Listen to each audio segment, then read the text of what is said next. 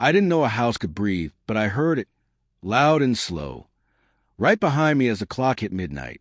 I tried to run, but the front door slammed on its own so hard that the whole hallway shook. I pulled the handle again and again, but it felt like the door was glued to the floor. Then something moved behind me. Not footsteps, not a person. It was like the walls themselves were turning toward me, paying attention to me, waiting for me. "Don't move," a voice whispered from somewhere inside the house. I didn't know if it came from upstairs, the kitchen, or the walls. I froze. My hands shook so hard the keys fell out of my pocket and slid across the wooden floor. The lights flickered, then turned off completely. The house sighed, a long, deep sound, almost like it was happy I wasn't going anywhere. I pressed my back to the door and screamed for help, but no sound came out. My voice just disappeared in my throat. That was when I knew the rumors were real. They said the house didn't act strange during the day. They said it waited until midnight before it chose someone. And when it did, that person never walked out. My heart pounded so loudly that I could hear it echoing. The whisper came again, closer this time. "You came in. You stay." I squeezed my eyes shut because I was afraid to see what was talking. But when I finally opened them, the darkness wasn't empty anymore. Something was standing only a few feet away, and it was watching me. Before I could even breathe, the hallway stretched. It got longer, like the house was pulling itself apart. The floorboard started to twist right under my feet. I felt something cold wrap around my ankle, like a hand made of air. Then the clock struck 12:01 a.m., and everything changed. The house moved, and I was trapped inside. Earlier that day, things were normal.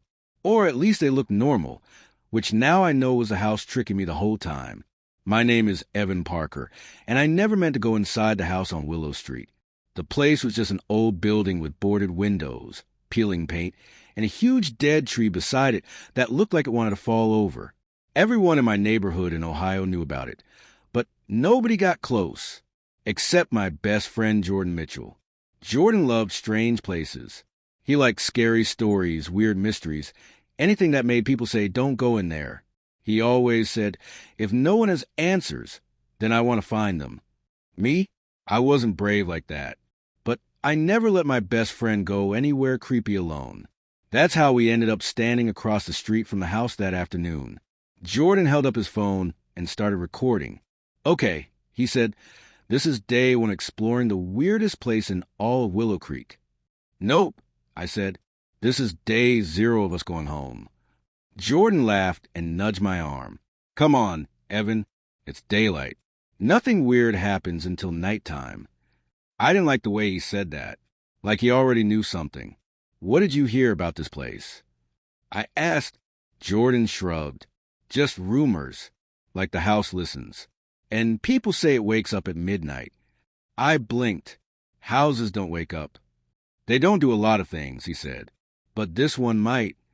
The wind blew across the yard, and the old swing on the dead tree creaked.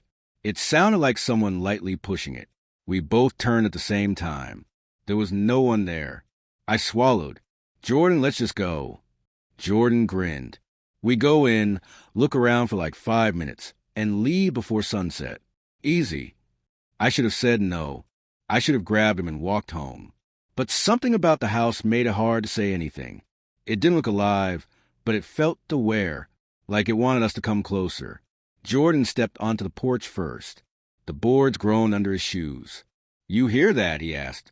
"It's old wood," I said quickly, but in my stomach. It felt like the house sighed.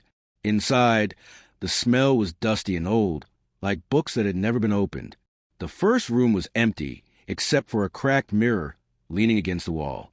I caught my reflection and saw something that didn't make sense. Jordan was standing beside me, but the mirror showed 3 people. A third shape, tall, shadowy, stood behind us. I spun around so fast my neck cracked. Nothing was there. "Jordan," I whispered, "we need to leave." He frowned. "Seriously? We just got here." "I'm serious." The front door suddenly creaked. Jordan and I jumped, but the door didn't close. It just moved slightly, like someone had brushed past it.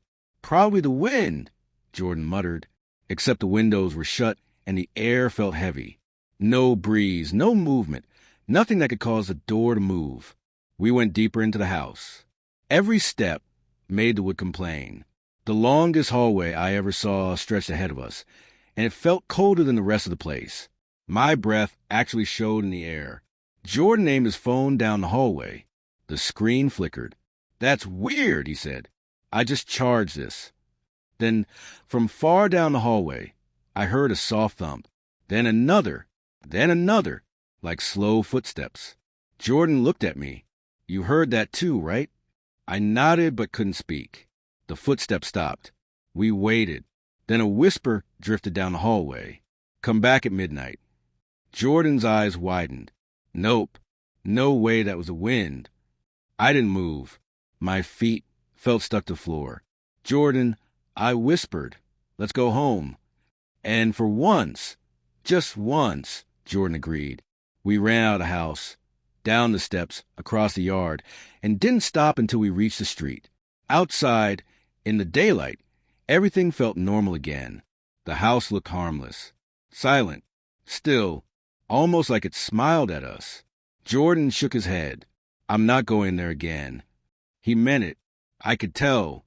But that night, as the sky turned dark, Jordan called me in a shaky voice. "Evan," he said, "something's wrong." "What?" "The house," it called me. I froze. "What do you mean it called you?" My phone rang. The caller ID said Willow House. And no one said anything. It just breathed. And now, his voice cracked. "Evan, I think it wants me to come back." My stomach twisted. "Don't go." "I'm serious." "Don't go." "I'm not," he said, "but it keeps calling. What do we do?" I didn't know. But before I could answer, someone knocked on my front door. 3 slow knocks. I tiptoed to the window. My hands shook so much I had trouble lifting the curtain. Standing on my porch was no one. The knocking had stopped, but a small slip of paper had been pushed under the door. I picked it up. In thin, shaky handwriting, it said, "Midnight. Someone must return, or the house will choose." My heart froze. I called Jordan back. It left a note. I whispered, "Who?" Jordan asked. I swallowed. "The house." A long silence followed. Then Jordan whispered, "Evan, what if it chooses you?" I didn't want to think about that. But at 11:50 p.m., I knew what I had to do. I walked toward Willow Street with a note in my pocket. Each step felt heavier. The sky was dark, the street empty. The house seemed bigger than before, like it was waiting. When I reached the yard, the front door slowly opened on its own, inviting me in. I didn't want to enter. My whole body screamed no. But something pulled me forward. Maybe the house. Maybe fear. Maybe something else. The moment I stepped inside, the door slammed shut behind me. Then the clock struck midnight. The walls inhaled. The lights went out. And the house whispered, "Now you belong to me." Something grabbed my ankle. Something cold. Something strong.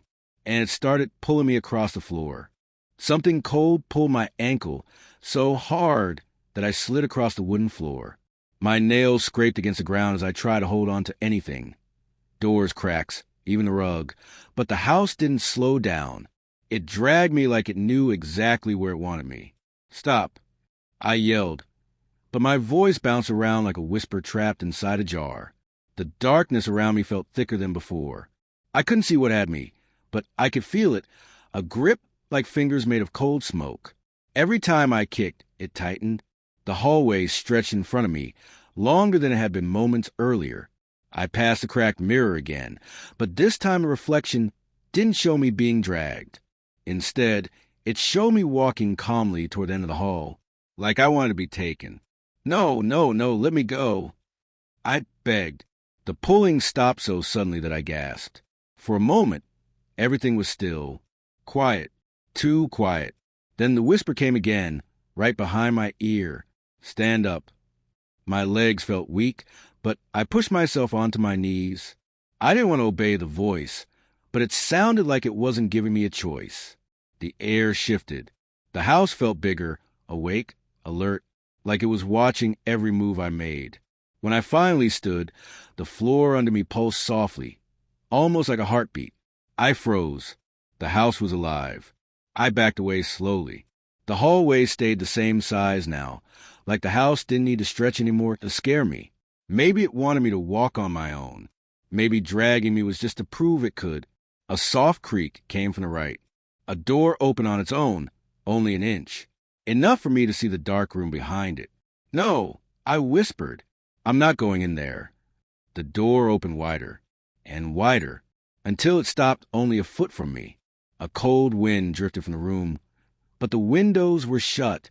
I forced myself backward, step by step, my breath shaking out my lungs. Something else moved, behind me this time. I turned fast. The cracked mirror wasn't cracked anymore. The reflection inside was smooth, perfect, shiny. But it didn't show me. It showed Jordan. He stood in the hallway in the reflection, looking scared, looking lost. He lifted his hand and pressed it against the inside of the mirror like he was trying to get out. "Evan," he mouthed silently. "Help me?" I stumbled backward in shock. "Jordan?" He banged on the inside of the mirror, his fists hitting the glass with no sound. His face twisted in panic. "Where are you?" I shouted at the reflection. His mouth moved again. "It took me."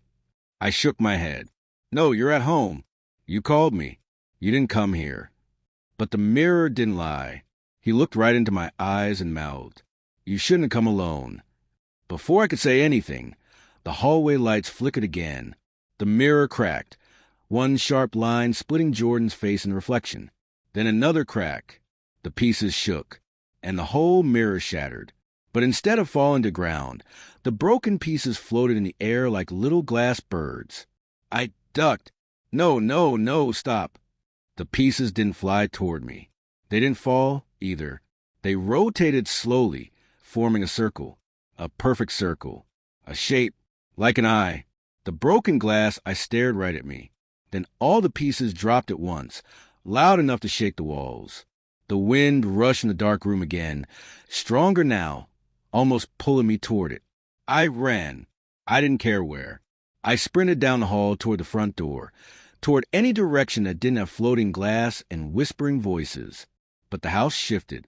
The hallway twisted again, turning left instead of the straight path that had been there seconds ago. "No, please."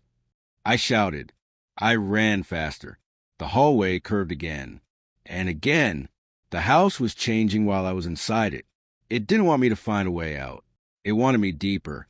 Eventually, I reached a staircase that I swear hadn't been there before. The steps went up and up into darkness. I didn't want to climb them, but behind me came that same long, slow breath the house made when it was awake. I forced myself up the stairs. Each step groaned under my feet. I tried not to make noise, but the house heard everything. I could feel it listening. At the top was a long upstairs hallway with 4 closed doors. The air felt heavier here, like the house had been saving this place for last. Something whispered down the hall. "Choose." "No," I whispered back. "I don't want to open anything." The whisper came again, sharper this time. "Choose, or I will." I held my breath and reached for the nearest doorknob. It felt cold, too cold, like ice. I pulled my hand away. The second doorknob felt warm, almost burning. The third felt normal. The fourth felt like it was breathing. I backed away. "No, I'm not choosing any of these." The whisper answered, "You already did." The breathing door creaked open by itself. A strong, cold wind hit me in the chest, pushing me back a step. The room inside was pitch black, but something inside it moved. A shape, tall, still, waiting. Before I could escape, the door swung fully open and the darkness inside reached toward me like a long shadow. I jumped back, stumbling, but the shadow stretched across the floor, faster than I could run, grabbing my ankle again. "No!" I yelled, pulling against it. It pulled back harder. The darkness dragged me closer, inch by inch. My shoes slid across the floor as I clawed at the walls. "Let go! Please, let go!" The shadow didn't listen. I grabbed the doorway behind me. digging my nails into the wood. The shadow yanked harder, stretching like tar, climbing up my leg now. Then something whispered from inside the dark room. A voice I recognized. Jordan's voice. Evan, don't fight it. It wants you to see. My whole body went cold. Jordan? Jordan, are you in there? No answer. Just breathing. Not human breathing. The shadow pulled again. Stronger. It yanked me so hard I slid across the floor and banged into the door frame. Pain shot my leg. My grip slipped. The room's darkness swallowed my feet. Then my legs. Then my waist. I tried to scream, but my voice choked off again, stolen just like before. My fingers clawed at the doorway one last time. The whisper came, not from the room, not from the hallway, but from inside my ear. Midnight is only the beginning. And with one final pull, the shadow dragged me fully into darkness.